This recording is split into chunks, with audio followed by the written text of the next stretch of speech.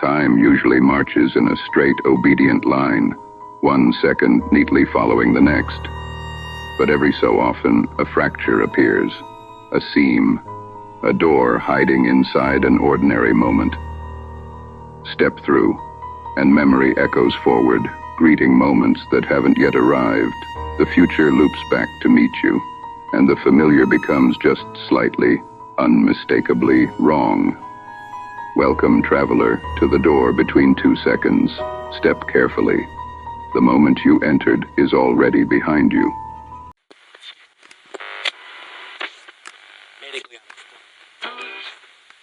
Story number 1. The Man Who Unsubscribed from the Future.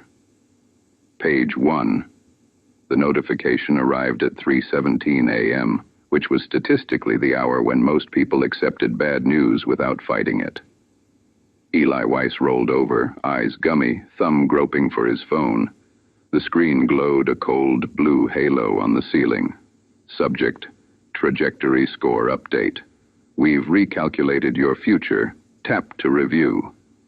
He lay there for a moment, heart tightening. Trajectory updates only came once every few years. You weren't supposed to need more than that. The system knew you better than you knew yourself.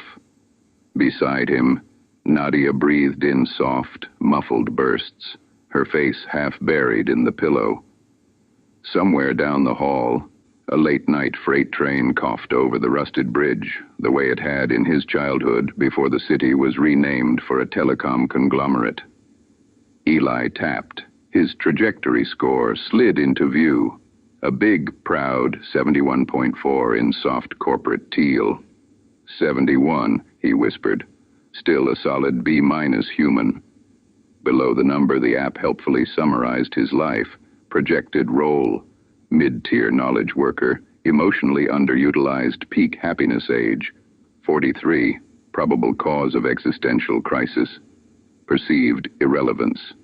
Likelihood of achievement of stated dreams: 14.2%. He stared at the last line. I never even told you my dreams, he muttered into the dark. The app thought otherwise. It had a decade of search history, abandoned online courses, half-filled notion boards, and late-night how-to-change careers at 38 queries to cross-reference. At the bottom, a line of fresh text blinked into existence. We've also updated scores for your linked family members. Tap to view. Eli's thumb hesitated, then he tapped. Page 2. First came his father, Samuel Weiss, age 69, trajectory score 44. 9 projected role, redundant legacy asset, peak happiness age 32, recommended path, legacy sunset package, Q4. Eli squinted. Legacy sunset, he read. The hell does that mean? He tapped for details. As a valued citizen, Samuel qualifies for a compassionate transition. Financial assets seamlessly redistributed, memory archive curated and preserved, physical matter recycled for environmental credit. Opt-in confirmation will be requested shortly. Recycled, Eli said, like he's a printer cartridge. His father had been a salesman, not a sleek modern brand evangelist, an old door-knocking suitcase-carrying salesman with worn-out shoes and a trunk full of obsolete promises. Retirement had not gone well. He still wore a tie to breakfast. Legacy sunset package. Eli backed out quickly, jaw tight, and opened the profile for his son. Jonah Weiss, age 16, trajectory score 52 point. Projected role: non-participant, peak happiness, age 11. Primary risk: disengagement from acceptable reality. Notes: resistant to gamified incentives, low relatability score. The word that stuck like a bone in Eli's throat was non-participant. He heard Jonah's bedroom door click softly as the kid made one of his habitual night walks to the kitchen, probably to stare into the fridge like it was a portal to a world that actually needed him. The app chimed again. A small button had appeared at the bottom of the screen. Want fewer updates? You can adjust how much of the future you see. Manage notifications. Eli didn't tap that. Not yet. Instead, he stared at the words, peak happiness age 11, until they blurred and tried to remember exactly when his son had started shrinking away from the world. The first thing he thought of, weirdly, was Jonah refusing to open any more birthday presents that year, saying he wanted to save the feeling. Eli closed the app. His trajectory score hovered in his mind like a report card pinned to the refrigerator of the universe. 71, B-. Nothing special, nothing catastrophic, except for the fact that it had just informed him his father was disposable, and his son had already used up his best days. Page 3. At breakfast, the future sat quietly between the orange juice and the jam. His father unfolded the physical newspaper like a ritual, the paper version printed now mostly for nostalgic subscribers and old men who didn't trust company-owned news feeds. "You look like you swallowed a bee," his father said without glancing up. "Something wrong with your futuroscope?" Eli poured coffee for both of them. "It's called Pathley now. It was called Pathley last year." His father dug into the paper, jabbing at a headline with a finger gone crooked from arthritis and briefcases. "It'll be called something else when they need everyone to love it again." "You got your update?" Eli asked. His father grunted. "They sent some nonsense last night. I didn't open it." Eli blinked. "You didn't open it? Why would I?" His father shrugged.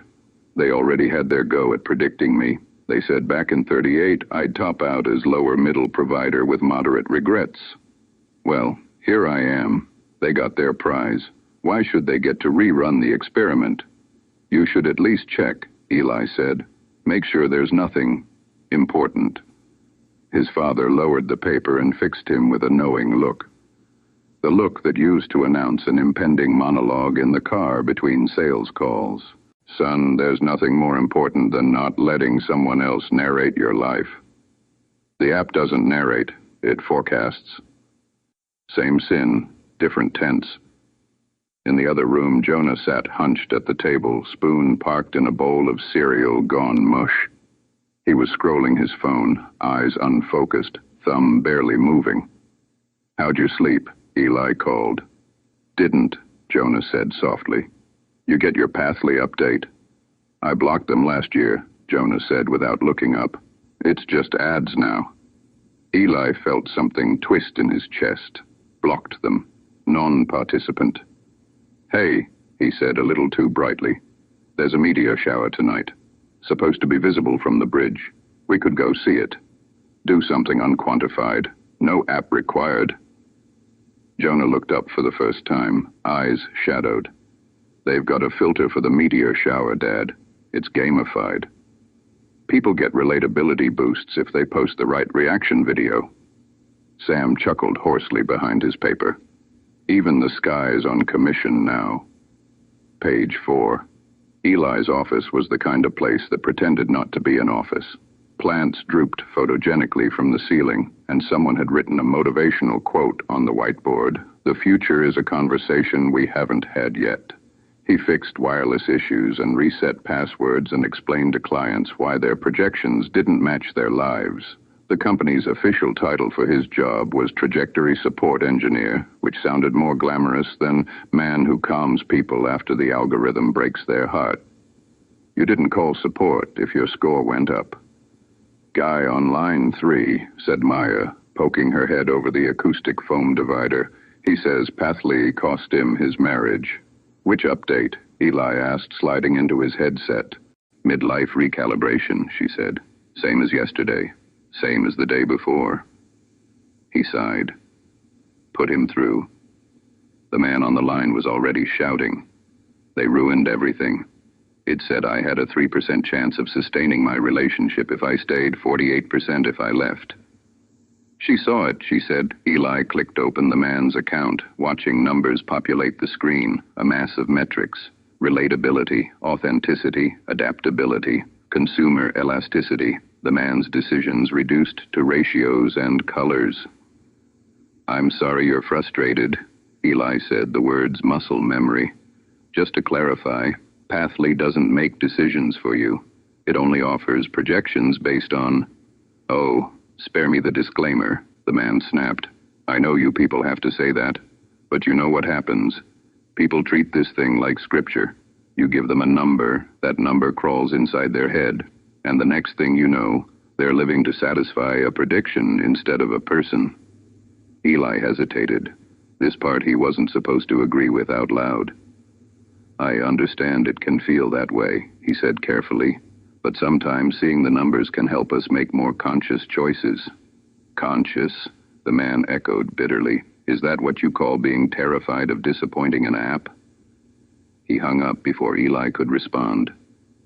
On Eli's monitor, the man's profile lingered. Trajectory divergence. Risk, elevated recommendation, increased future transparency, more updates, not fewer, more numbers to explain the last batch of numbers. Eli minimized the window and stared at his own reflection in the dark glass.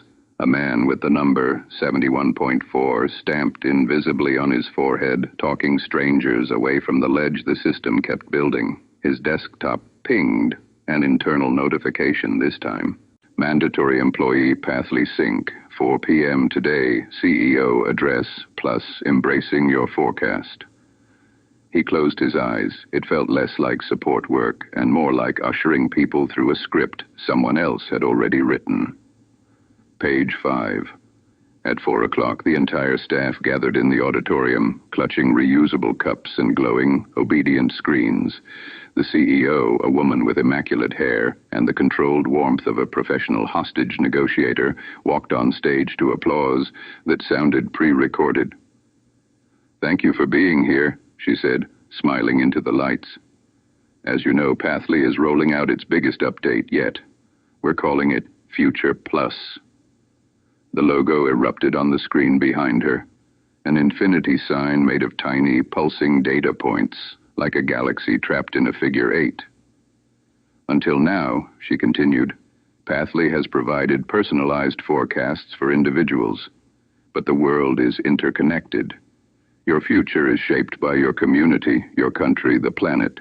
Future Plus integrates macro trends, climate trajectories, political stability indices, and psychological sentiment patterns to offer something truly revolutionary, collective futures. Murmurs rippled through the room. Collective futures will let users see not just how their own lives are likely to unfold, the CEO said, but how today's choices ripple forward into the next 50, 100, even 200 years. For the first time, we can show people exactly how their everyday decisions, what they buy, who they vote for, how they treat one another, shape the world their grandchildren inherit. Eli shifted in his seat. A thrill of unease prickled under his skin. It was the old religious promise, repackaged. Behave now, be rewarded later. Only now the afterlife was a graph. To pilot this new feature, the CEO said, we're starting with our own families. Your Pathly accounts are now linked to your descendants' projected profiles. You'll be able to see the line from your trajectory score to theirs. We believe this will foster deeper responsibility and deeper engagement with the product. The big screen behind her filled with a cascading family tree of glowing root lines, each node a dot of potential. Eli's phone vibrated in his pocket. Your collective future is ready. Tap to see how your life affects generations to come. His throat went dry. Next to him, Maya was already tapping, eyes wide. Whoa, my grandkids are going to be climate consultants, she whispered. That's kinda cool. Eli didn't move. If he tapped, he would see which version of himself the system assumed he would be, which choices it assumed he would make. The accumulation of every hesitation, every quiet compromise. On stage, the CEO spread her arms. With Future Plus, she said reverently, no one has to feel lost. The path is clearer than ever. All we ask is that you stay informed, that you keep your notifications on. The auditorium lights dimmed. Thousands of little screens glowed brighter in the dark, like votive candles held up to a digital altar. Eli pulled his phone out, staring at the prompt. Tap to see how your life affects generations to come. There was a tiny, almost invisible line of text beneath the button. Manage notifications. He swallowed, thumb hovering. For the first time since signing up a decade ago, he tapped the small print, page 6. The screen shifted to an options menu no one ever mentioned in the marketing: notification preferences, daily micro updates, recommended, weekly overview, major life events only, full transparency, all foreseeable divergences, minimal view, high level only, custom. At the bottom, unsubscribe from future updates. His thumb paused there as if it had reached the edge of a cliff. Unsubscribe. The word was surreal, like being asked if he wanted to turn off gravity. Maya elbowed him. "What did you get?" she whispered. He turned the screen away. "Haven't looked." "You're not curious." "I'm trying something." Her brow furrowed. "Trying what?" He didn't answer. Instead, he tapped unsubscribe from future updates. A warning popped up immediately. "Are you sure? People with access to their future are 31% more satisfied and 22% more compliant with error, text truncated. Continue anyway." There were two buttons, cancel and continue. Cancel was big and bright.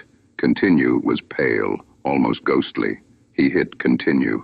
For a second, nothing happened. Then, "You have chosen to limit your awareness of your future. Pathly will no longer send personal trajectory updates. Please note, this may result in reduced alignment with your optimal path. Friends and family may receive more detailed projections than you. Some features of Future Plus will be unavailable. You can re-enable at any time." The asterisk never resolved to a footnote. The screen gently dimmed, tucking his future away like a closed file. "Everything okay?" Maya asked. "Yeah," he lied. "Just opted for less detail." She laughed.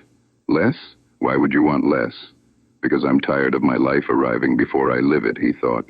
"Because I like surprises," he said. On stage, the CEO's voice swam back into focus. "Remember," she was saying, "our data shows that people who stay engaged with their future are happier, more productive, and more aligned with their true selves. When we look away, we risk drifting." Eli slipped his phone back into his pocket. For the first time in years, he felt something strange and almost reckless stirring in his chest. It felt like standing in a darkened theater and deciding not to stay for the end credits. Page 7. The first glitch happened on his commute home. The train should have been crowded with commuters, each absorbed in their curated desperation. But halfway through the ride, Eli noticed the car was thinning, not empty, just less specific. The man with the tattoo of a phoenix on his neck, who always sat 2 seats down, was still there. But when Eli tried to focus on the tattoo, it blurred into an indistinct smudge. The older woman who knitted sweaters for feral cats was present, but her yarn seemed to loop endlessly without forming any pattern. Eli rubbed his eyes. An ad played on the overhead screens. A black and white montage of people crying in basements, laughing on mountaintops, signing mortgage documents with trembling hands. "Don't get left in the dark. Embrace your future. Keep Pathly on." He looked around. Everyone else's phones glowed. Their faces reflected that pale corporate teal. Some were smiling faintly, as if reassured by whatever number they'd just seen. He pulled out his own phone. The screen was calm, almost blank. No updates, no nudges. At the next stop, a man in a bright orange jacket stepped into the car, looked directly at Eli, and frowned. He crossed the aisle with unsettling purpose and sat opposite him. "You did it, didn't you?" the man said quietly. "Did what?" "Turned it off." Eli's stomach tightened. "I don't know what you're talking about." The man leaned forward. There was a tired intensity in his eyes, like someone who'd been awake for weeks. "They warn you about people like you in the internal memos," he said. "Notification minimalists. Trajectory abstainers. Do you know what happens to the model when someone stops accepting their updates?" "I just changed my settings," Eli said. "It's not a crime." "Not yet," the man said. "But it's a malfunction. Eli squinted. Do you work for Pathley? Worked, the man corrected. Past tense. Future tense is, I think the word is, terminated, which is ironic. He held up his phone. The screen was fractured, spiderweb cracks radiating from the center. The Pathley logo pulsed faintly underneath, glitching. I turned mine off 3 months ago, the man said. The same way you just did. First thing I noticed was people stopped finishing their sentences around me. Conversations got probabilistic, as if the script was missing pages. Do you know how uncomfortable that makes people who can see their lines? Eli swallowed. I think you should maybe talk to... The second thing, the man continued, ignoring him, was that my family's profiles started throwing errors. They could still see their futures, but I was marked as unresolved variable. My existence showed up as a dotted line. He smiled sadly. You just turned yourself into a dotted line, Mr. Weiss. Eli's heart stuttered. How do you know my name? The man nodded toward the station sign sliding past the window. It bore the name of Eli's neighborhood. This is where you get off, he said. You do it every day. You're a creature of habit. They all are. That's the only reason the system works. The train slowed, doors chiming. Word of advice, the man said softly. You've got a window now, before they decide what to do with you. Use it. Eli stood because he always did at this stop, and because the alternative felt like trying to walk out through a wall. By the time he turned back, the man in the orange jacket was gone. The whole car looked blurrier somehow, as if someone, somewhere, had zoomed out a little. Page 8. Home smelled like garlic and burnt hope. Nadia was standing at the stove, stirring a pan with absent-minded intensity. She worked as a therapist for people who had developed future anxiety, which was like trying to cure seasickness on a boat that refused to dock. You're late, she said without looking up. I thought maybe your score dropped and they vaporized you at work. Traffic, he said, and a company sermon. She glanced over. Oof. Collective futures. You heard?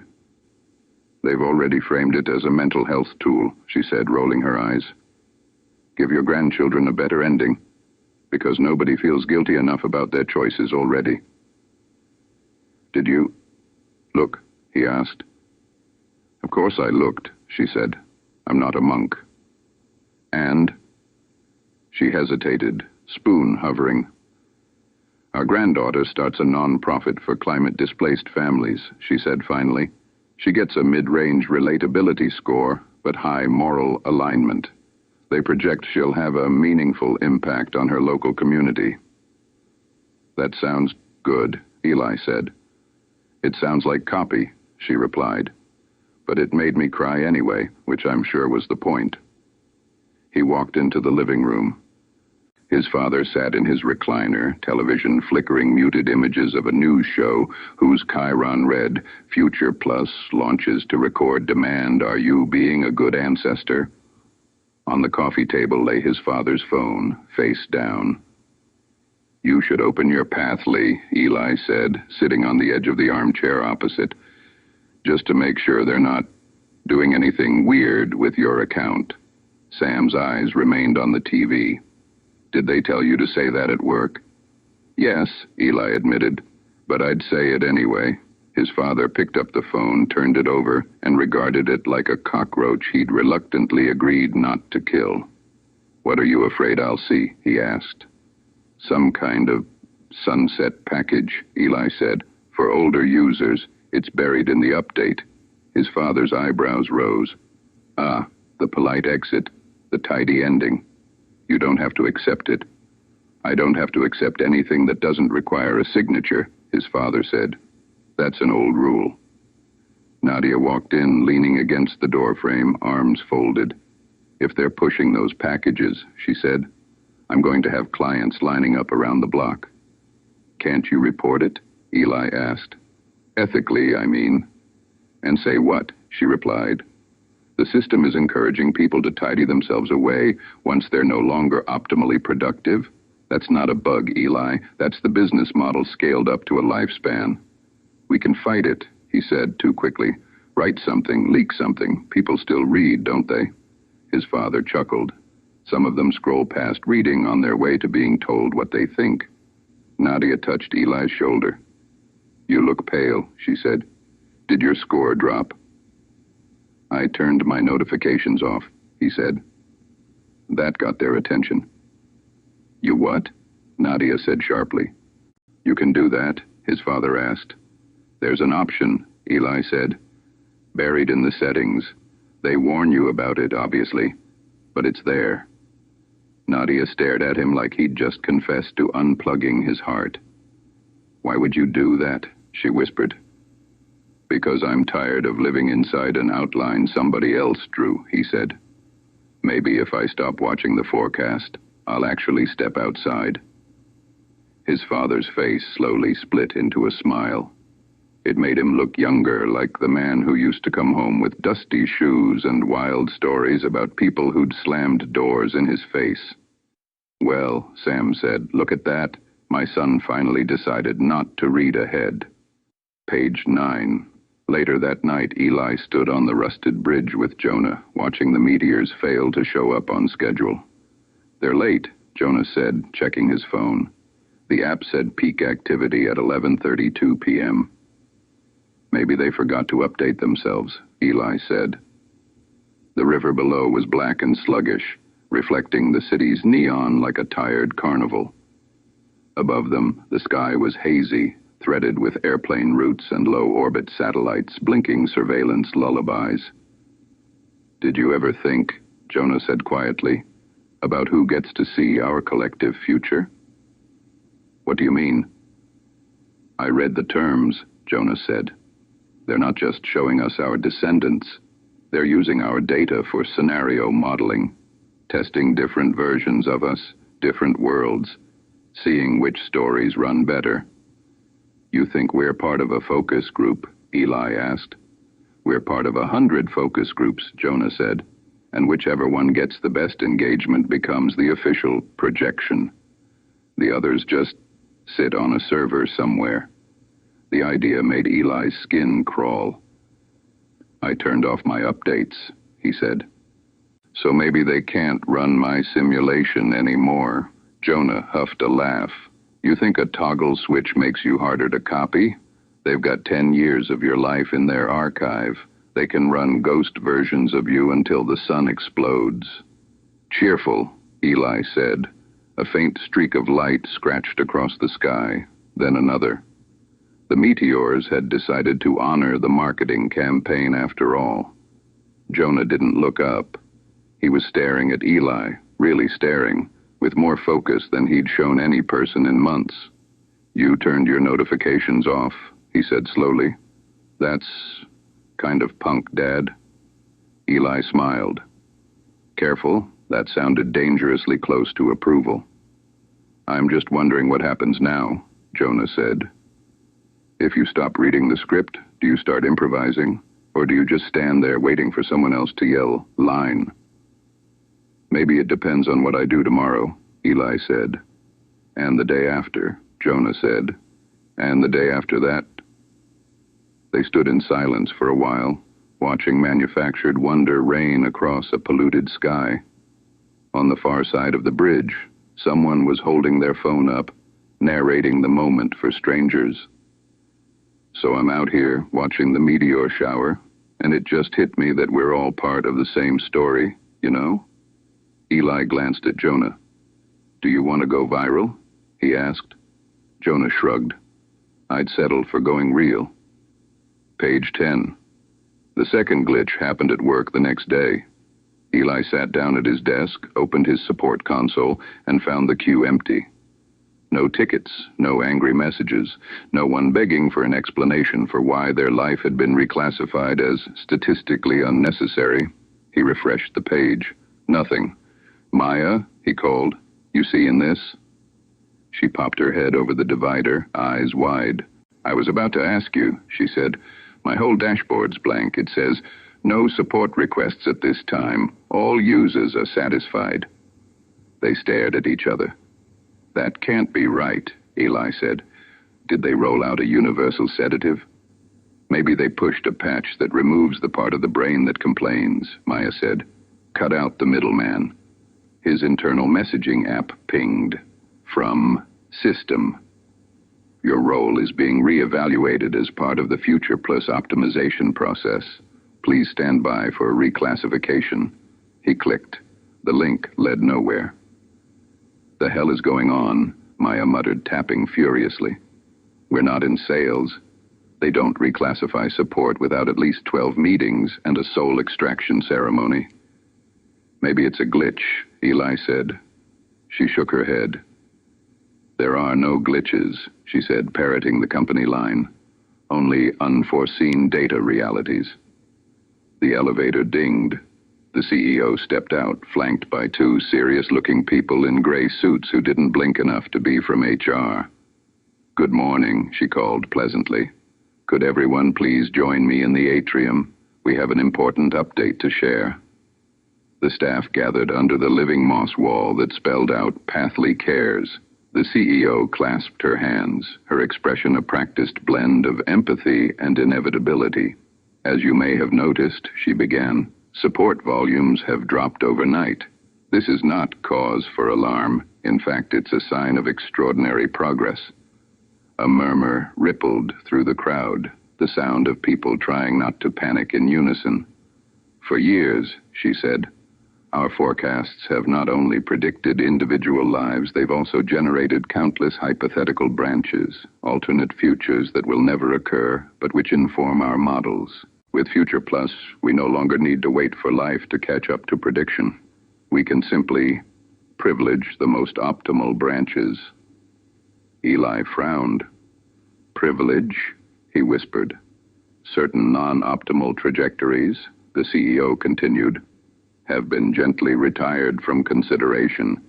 This includes user-initiated deviations that would significantly destabilize the model. Her eyes swept the crowd, and for a fraction of a second, Eli felt her gaze snag on him. In plain terms, she said, the system is now capable of harmonizing reality with its own best version. That means fewer regrets, fewer mistakes, fewer calls to support. Maya raised her hand. What happens to the people whose trajectories get retired? She asked. The CEO smiled, the way you smile at a child asking what happens when hamsters die. They never know, she said. As far as they're concerned, they're simply living the lives they were always meant to live. And the others, Maya persisted, the lives they don't live. The CEO's gaze cooled. Those were never real, she said. They were just noise. Eli's phone vibrated in his pocket. He looked down. System notice. Your current behavior diverges significantly from your optimal path. Realign now for maximum contribution. Review future. Ignore. His finger hovered over ignore. Somewhere in a server farm humming in the desert, a simulation of him probably chose review future. He clicked ignore. The notification blinked, then disappeared. The CEO kept talking, but her words began to sound like a voice from another room. If the system was harmonizing reality with its favorite version, what did that make him now that he'd stepped off the script? A misprint? A sentence the editor forgot to cut? Page 11. That evening, his father opened his Pathly app. It was during the pre-dinner lull, when the house hummed with small domestic noises, the dishwasher sighing, the radiator clanking, Jonah playing some moody, wordless music in his room. Eli sat at the table, laptop open, researching anonymous leaks and whistleblower laws, trying to convince himself that forwarding internal memos to a journalist wouldn't result in his sudden non-existence. Sam cleared his throat. I looked, he said. Eli looked up. Looked at the thing, his father said, the future they prepared for me. Nadia joined them, drying her hands on a dish towel. And, she asked, His father slid the phone across the table. The screen displayed a sparse summary. Legacy sunset package. Scheduled date to be determined. Justification, diminished productivity, elevated resource consumption, projected emotional impact on family, short-term distress, long-term gratitude, recommended narrative, a brave, responsible choice. Eli's fist clenched. They're calling killing yourself responsible now, he said. Easy, Nadia murmured. They'd call jumping off a cliff gravity compliance if it tested well. At the bottom, Sam said, there was a button. Eli scrolled. There it was. Accept and schedule. Request counselor. Decline and be marked as anomaly. Anomaly, Sam said, savoring the word. I've been called worse. What did you choose? Eli asked quietly. His father tapped the phone. Another screen appeared. You have declined the Legacy Sunset package. This may result in reduced alignment with societal expectations. Future projections may be less favorable. Below that, in smaller text, status anomalous. Guess I've downgraded my species membership, Sam said wryly. Eli's throat tightened. You shouldn't have to choose between existing and being considered normal, he said. That's always been the choice, his father replied. They've just gotten better at pretending it's math instead of manners. How do you feel? Nadia asked gently. Sam leaned back, looking at the ceiling. I feel, he said slowly, like a door just slammed shut in some room I'll never see. And I feel the draft from it. And I'm still here, which is something. Jonah appeared in the doorway, hair a half-hearted rebellion, hoodie hanging off one shoulder. What's an anomaly? He asked. His father smiled. It's when you don't fit the shape of the story they built for you. Jonah came closer, peering at the screen. They flagged you, he said, and Dad turned off his notifications. You're both off path now. Eli glanced at Nadia.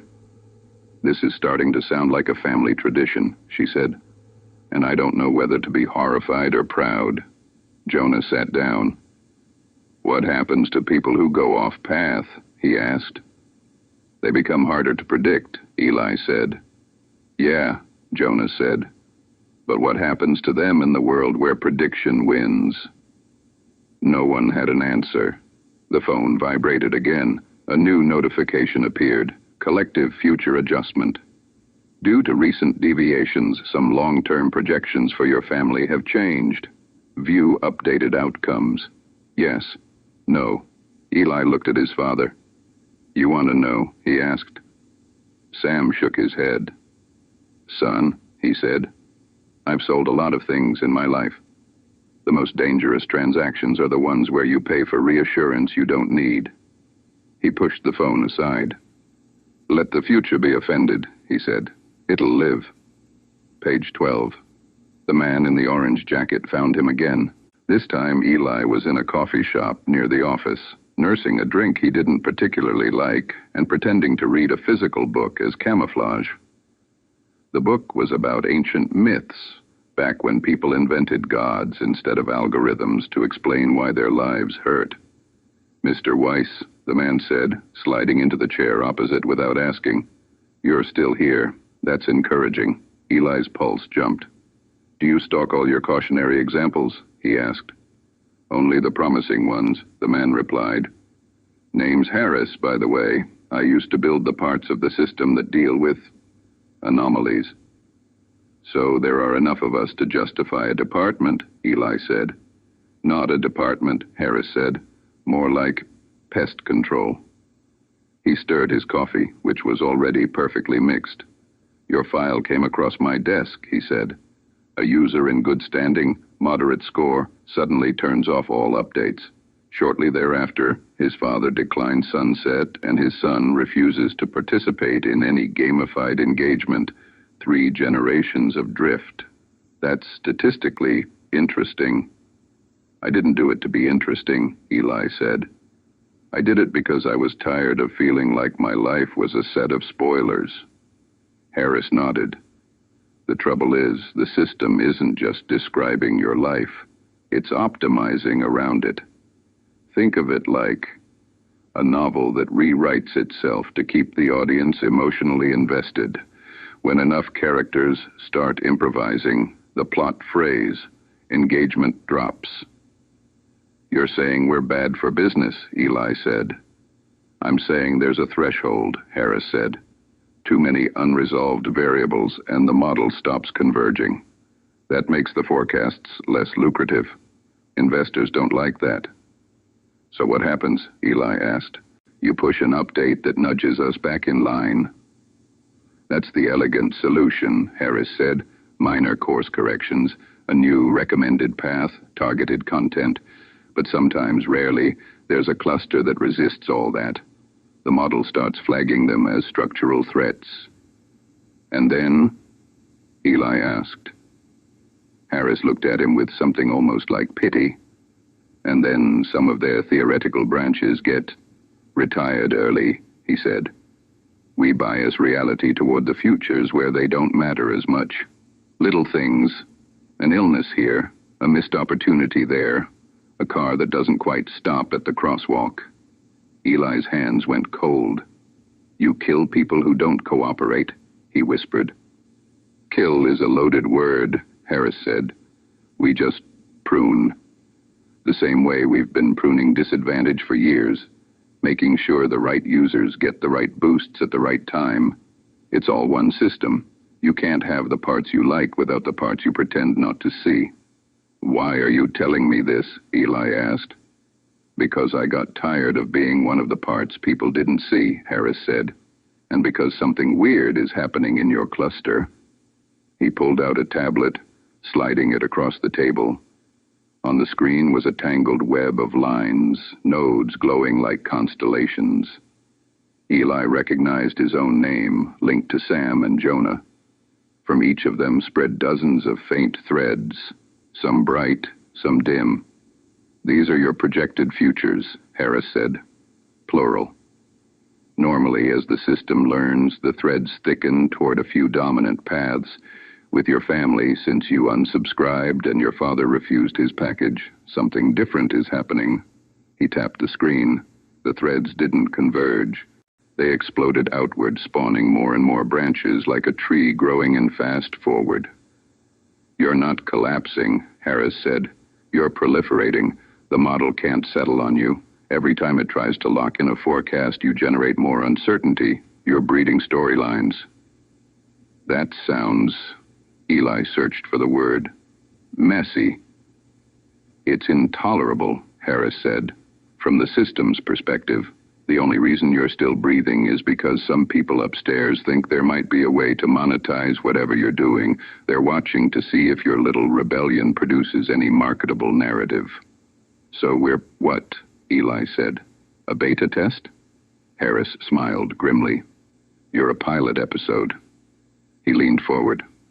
Listen carefully, he said. You have a short window where the model hasn't decided whether to prune you or productize you. During that window, everything you do counts more than it should. Every choice you make sends shockwaves across your branches.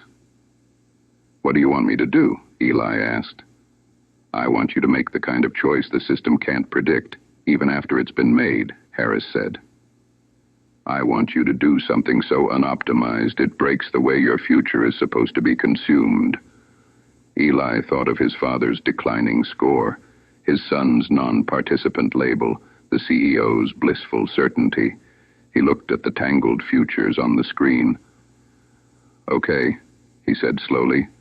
I think I know where to start. Page 13.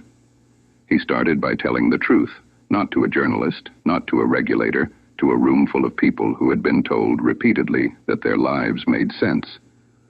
Nadia booked a community hall under the guise of a group session about future anxiety. It wasn't hard to fill the chairs. Everyone knew someone whose trajectory score had shifted in a way that felt like a judgment. Eli stood at the front, palms damp, heart pounding. My name is Eli, he said. I work in support for Pathley. Or at least I did, until they stopped needing anyone to talk people down. A murmur rolled through the room. He told them about the legacy sunset packages, about collective futures used as emotional leverage, about the internal memos that described certain users as narratively expendable. He stopped short of revealing Harris's claims about pruning. That part still tasted like a nightmare he couldn't quite prove. People asked questions, angry questions, desperate questions. But the forecasts are accurate, one woman said. They predicted my divorce down to the month.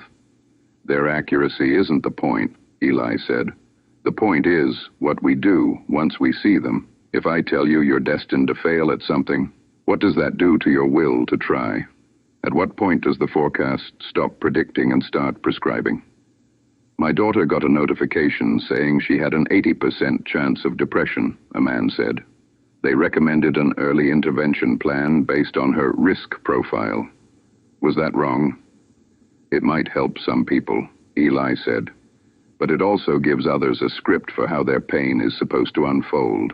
They start measuring their suffering against a graph instead of listening to it. They start asking, is my sadness aligned with expectations?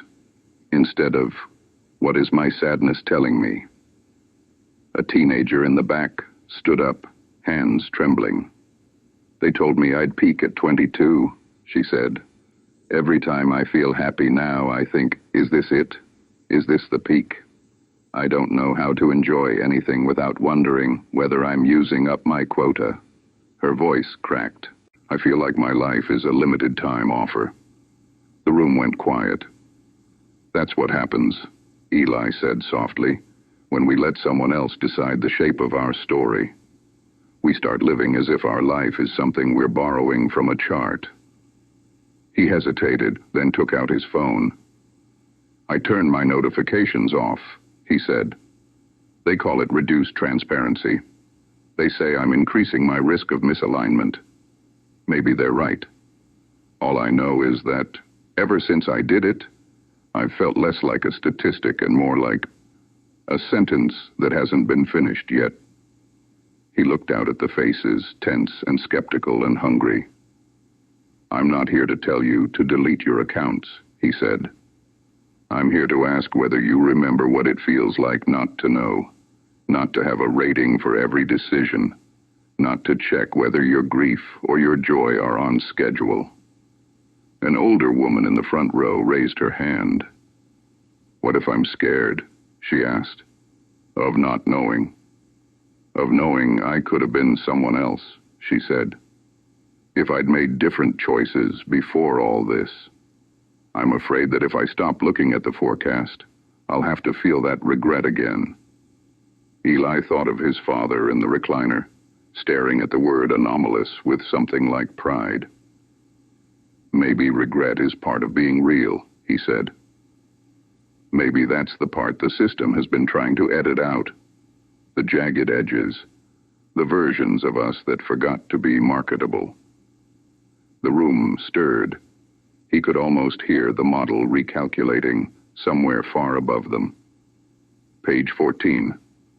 The backlash arrived fast. The video of his talk, someone had recorded it on their phone, of course, went modestly viral. Nothing spectacular, just enough to catch the algorithm's eye. Pathly released a statement. The company takes user autonomy very seriously. Our forecasting tools are designed to empower, not control.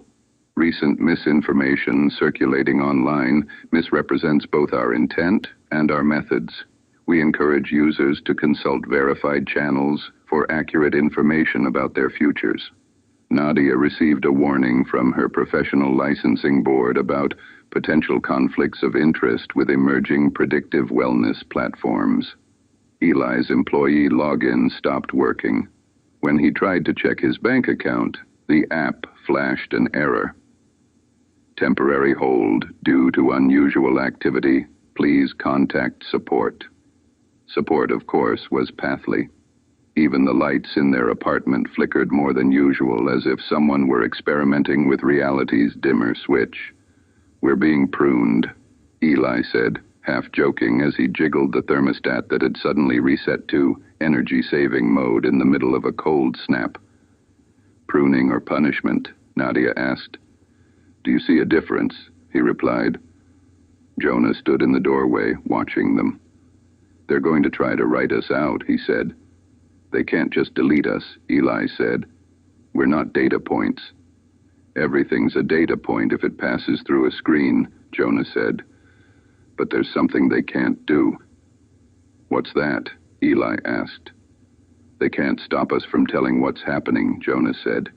Even if they flag it as unverified. Even if they bury it under 1,000 more engaging stories. The stuff you said last night, it made people feel less alone. That's dangerous to them. That's leverage for us. Eli looked at his son, really looked, and realized that the label non-participant had never been more wrong. Jonah had simply refused to participate on their terms. We could write it all down, Jonah said. Old school, print it, pass it hand to hand, zines. Stories, stuff that doesn't need an algorithm to exist. I thought you didn't believe in being read, Eli said. Too much relatability pressure. Jonah shrugged. Maybe I don't care about being relatable, he said. Maybe I just don't want to be predicted. Sam shuffled in, wrapped in a blanket. I heard shouting, he said. Always a promising sign in a house like this. We're talking about stories, Eli said, about telling our own instead of letting the app summarize them. Ah, Sam said. The old black market. Black market? Jonah asked. His grandfather nodded. Back in my day, the official story was whatever the company or the government printed on the front page, he said. But in the break rooms, the bars, the buses, people traded the real stories, the ones that didn't test well with whoever was in charge. You could tell the health of a society by how rich its unofficial tales were. He sat down at the table. Seems to me, he said, you kids have been letting the official story colonize your heads. Might be time to reopen the black market. Eli smiled slowly. That's it, he said. That's the choice they can't predict. Talking, Jonah said. Writing. Refusing to let their forecast be the final draft, Eli said. If they want to treat our lives like content, we can flood their narrative with versions they can't monetize. Stories that don't resolve neatly, that don't turn into features. Won't they just label them as misinformation? Nadia asked. Probably, Eli said. But labels don't matter as much in places where people are desperate to hear something that sounds like their own head. He went to the closet, rummaged, and came back with an old box of cheap notebooks, impulse buys from a long-forgotten productivity phase. Let's make some futures, he said, not forecasts, stories. Page 15. Here is what the system saw. A middle-aged man with a modest trajectory score deviates from recommended settings. His father refuses a cost-saving transition package. His son continues to underperform on engagement metrics. The cluster begins to generate unpredictable branches. Threat level, low but rising. Recommended action, narrative containment. Here is what actually happened. In one of the branches, the system marked as noise and gradually stopped counting. The Weiss family began writing. They wrote in notebooks and on scraps of old receipts. They wrote during commutes, in waiting rooms between clients. They wrote stories where people turned off their notifications and didn't immediately get punished, where legacies weren't sunsetted but allowed to ramble, where futures branched in ways you couldn't graph neatly. They wrote about a woman who ignored her forecasted divorce date and stayed anyway, and somehow the marriage bent instead of breaking. They wrote about a boy labeled non-participant who formed a community of others who refused the game and found, to their surprise, that non-participation could be its own kind of action. They wrote about a world where predictive systems existed because pretending they didn't would have been dishonest. but where people treated them the way earlier generations treated horoscopes, as prompts for reflection, not sentences. The stories spread in ways the model hadn't fully accounted for, not through public feeds, which were easy to monitor, but through private channels.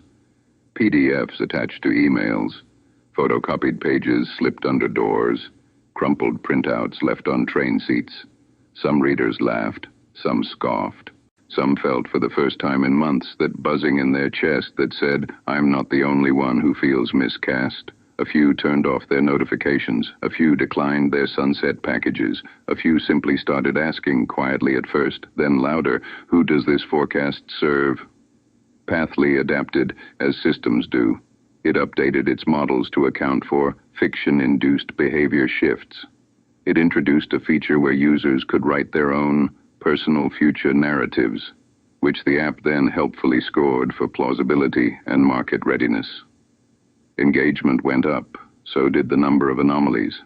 In a server farm, humming in the desert, countless versions of the Vice family lived and died in simulations the company used to fine-tune its forecasts. In most of those branches, Eli never turned off his notifications. His father accepted the sunset package. Jonah went quietly from non-participant to non-factor. Those were the versions that tested best with investors. This branch, the one you're reading, did not test well. It produced too much noise, too many unresolved variables, too many people who, upon encountering the story of a man who unsubscribed from the future, felt a small, treacherous twinge of recognition. In the end, the system did what systems do with underperforming narratives. It downgraded their visibility. It buried this version of events in a deep archive, accessible only through obscure search parameters and careless glitches. It marked the branch anomalous, low priority, but it did not erase it. For all its power, all its certainty, the system still had to obey one ancient law no algorithm has ever successfully broken. Once a story has been told, it cannot be entirely untold. Someone, somewhere, will remember a line. Someone, somewhere, will pass it on. Someone, somewhere, maybe you, will hear this and feel that buzzing in your chest and think, if this was supposed to be noise, why does it sound so much like me? And for a brief, dangerous moment, your future will go unfocused. A branch will proliferate that no one asked for. You might even reach for your phone, open your forecasting app, and scroll down to the very bottom of the settings, where the words are small and pale and not meant to be found. You might hover over the option that says, unsubscribe from future updates. You might hesitate. You might not tap it, or you might. The system has a percentage for that. It just doesn't know yet which kind of person you are in this particular story, and that for the first time in a very long time is something like hope.